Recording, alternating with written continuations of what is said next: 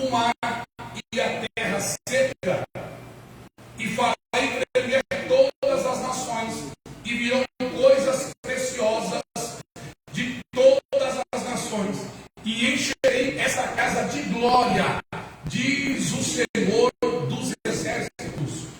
Minha é a prata, e meu é o ouro, disse o Senhor dos exércitos. A glória desta última casa será maior do que a da primeira, diz o Senhor dos exércitos, e neste lugar darei a paz, diz o Senhor dos exércitos. Agora, Esdras, capítulo 3, versículo 12 e versículo de número 13. Esdras, capítulo 3, versículo 12 e versículo de número 13. Diz assim o texto sagrado: porém, muitos sacerdotes e levitas e chefes dos pais já idosos, que viram a primeira casa, choraram em altas vozes quando à sua vista foram lançados os fundamentos desta casa. Mas muitos levantaram as vozes com júbilos e com alegria, de maneira que não discernia o povo as vozes do júbilo e alegria e das vozes do choro do povo, porque o povo jubilava com tão altas vozes que o som se ouvia de muito longe. Antes de você se assentar, diga em alto e bom som: reconstruindo. Ficou bom, mas ficou fraco. Reconstruindo a matriz. Pode sentar, olha para cá. Eu tenho uma palavra de Deus para o teu coração dentro dessa temática, reconstruindo a matriz. Queridos irmãos, olha para cá. Quando a gente lê esses dois textos, pastor, o que tem aí de coincidência e qual é o assunto? O primeiro texto que nós trabalhamos aqui, ou lemos, Ageu capítulo 2, vai narrar um período em que a nação de Israel está retornando de pós-cativeiro babilônico, que durou por cerca de 70 anos. Quando o povo retorna para Jerusalém, eles vão encontrar o templo destruído, os muros da cidade destruídos. O povo está desanimado porque o lugar que outrora servia para adorar a Deus estava totalmente destruído. Então Deus vai levantar o profeta Ageu com uma mensagem de exortação, de edificação, dizendo ao povo. Ageu capítulo 2, versículo 1. Coloca o texto, por favor. No 7º mês, ao 21º mês, veio a palavra do Senhor por intermédio do profeta Ageu, dizendo: qual que é a profecia? Fala agora a Zorobabel, filho de Sealtiel, governador de Judá, e a Josué, filho de Josadac, sumo sacerdote, e ao restante do povo, dizendo: para o quê? Quem há entre vós que, tendo ficado, viu esta casa na sua primeira glória? E como que vocês estão vendo ela agora? Não está como nada diante dos vossos olhos, comparada com aquela? Versículo 4.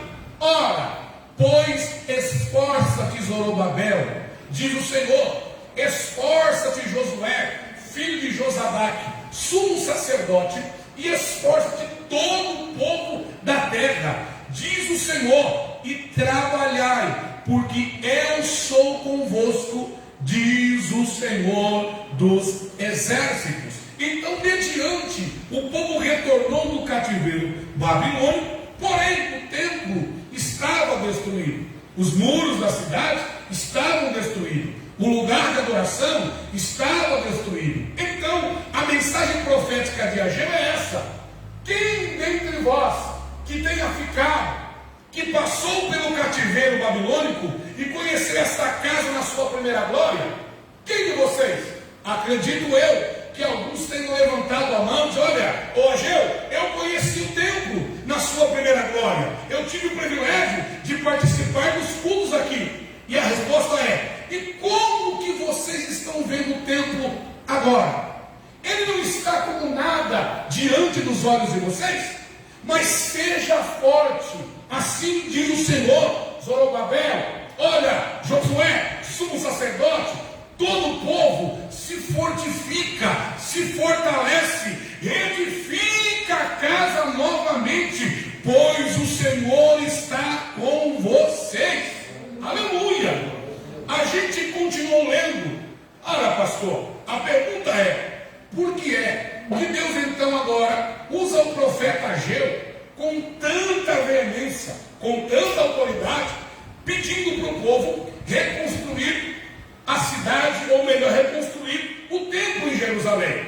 A resposta é simples. Se nós olharmos para 1 Crônicas capítulo 7, meus irmãos, o capítulo 6 e o capítulo 7 vai falar da construção do templo em Jerusalém, que foi construído pelo grande rei Salomão. Ora, o projeto estava no coração de Davi, mas foi Salomão, o seu filho, que teve o privilégio de construir o templo. E na inauguração do templo, sacerdotes, levitas, instrumentos na mão, o culto seria um culto de louvor e adoração a Deus. Escute isso aqui, preste atenção. Estava tudo preparado, sacerdotes, levita, e no primeiro dia de culto, o texto fala o seguinte: que tendo eles orado, a glória do Senhor envolveu o templo. Escute isso aqui: tendo eles orado, a glória do Senhor encheu o templo, a presença do Senhor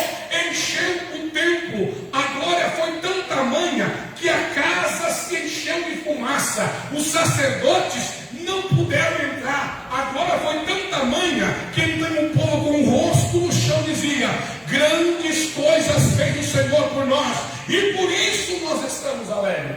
Aleluia. Mas se você continuar lendo 1 Crônicas capítulo 7, você vai ter o seguinte: irmãos, o culto foi tão grande, passaram-se 7 dias, e o povo estava adorando a Deus. Durante os períodos de culto, eles sacrificaram 22 mil bois, 120 mil ovelhas. Vou falar de novo: 22 mil bois, 120 mil ovelhas. Houve um período em que Salomão olhou para o altar, e o texto fala: e no altar não havia mais espaço. Acredito eu, na minha analogia, que quando Salomão talvez tentasse terminar o culto, alguém dizia: Salomão, não termina o culto, eu trouxe a minha adoração também, eu trouxe a minha oferta. E isso foi durante alguns dias. E no 21º dia, passaram-se aproximadamente de 14 a 20 dias de culto. Meus irmãos, o povo está retornando para casa dizendo: grandes coisas fez o Senhor por nós,